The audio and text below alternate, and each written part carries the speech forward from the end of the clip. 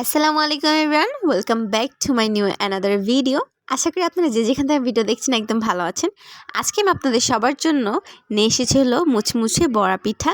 শীতের সিজন যেহেতু আমরা কিন্তু কম বেশি সবাই পিঠা খেতে পছন্দ করি, তাই আমি সহজভাবে একটি রেসিপি আপনাদের কাছে নিয়ে হাজির হয়েছি। আপনারা চাইলে এভাবে বাসায় নিয়ে সবার সাথে পরিবারের সাথে আপনারা মিলেমিশে এটা খেতে পারেন। এটা খেতে দারুণ পরিমাণে মজা লাগে। এইখানে আমি একটা ডিস্কো বলে চালের গুঁড়ি নিয়ে নিয়েছি। এরপর এখানে আমি নিয়েছি হলো কোকোনাট, নারিকেল। নারিকেল দিয়ে নেবেন আপনারা আপনাদের পরিমাণ মতো, এবং চালের গুঁড়িটা আপনাদের পরিমাণ মতো নেবেন, আপনারা কতটুকু আর কি বানাবেন। এরপর আমি এখানে পরিমাণ মতো চিনি নিয়ে নিব। যেহেতু আমরা বাসায় মিষ্টি খেতে পছন্দ করি মিডিয়াম, তাই আমি এখানে মিডিয়াম নিয়ে নিয়েছি। আপনারা যদি বেশি মিষ্টি খেতে পছন্দ করেন তাহলে এর থেকে বাড়িয়ে নেবেন এবং এর থেকে কমিয়ে নেবেন। এরপর এখানে আমি একটা ডিম ভেঙে দিচ্ছি।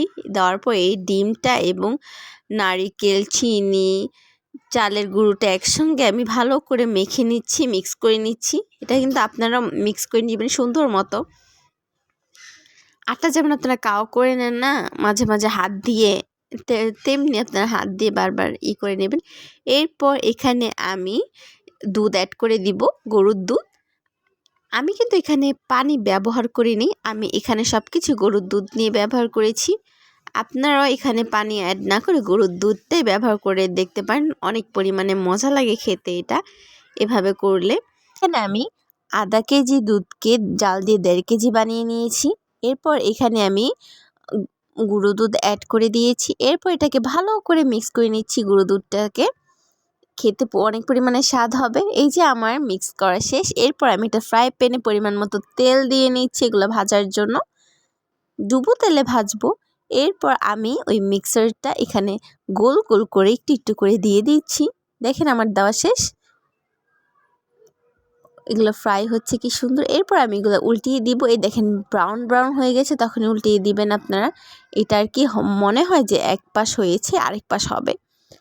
এই যে দেখেন পরে দূরে থেকে একটু চিত্ত পিঠা লাগতেছে দেখতে, বাট এটা বড়া পিঠা, এটা খেতে দারুণ পরিমাণে স্বাদ। আমাদের বাসায় এটা সবাই অনেক পরিমাণে পছন্দ করে। পার্সোনাল আমার কাছে এটা দারুণ পরিমাণে মজা লাগে। এটা খেতে আমি অনেক পরিমাণে পছন্দ করি। আগে দেখতাম ছোটোবেলায় আমার আম্মু আমাকে রান্না করে খাওয়াতো। এরপর বড় হওয়ার পর আমি আমার বাচ্চাদের খাওয়াই, আমার বাচ্চাদের কাছে অনেক পরিমাণে পছন্দ।